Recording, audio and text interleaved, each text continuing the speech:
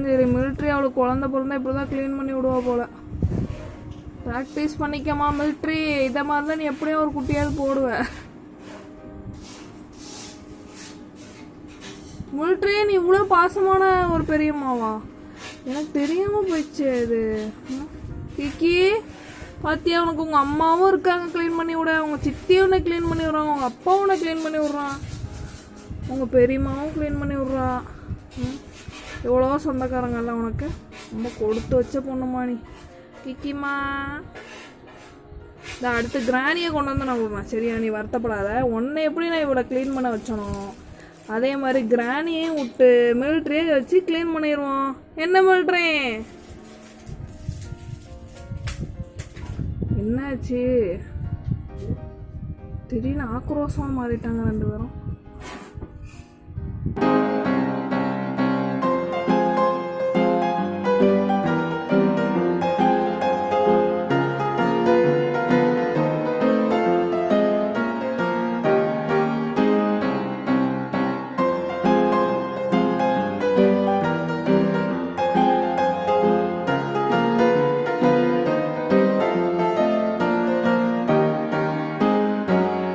கிராணி என்ன பண்ணுறான்னு பார்ப்போம். கிராணி மிலிட்ரி என்ன பண்ணுறான்? என்ன மிலிட்ரி? கிராணிம்மா, அவன் தங்கச்சி பொண்ணு.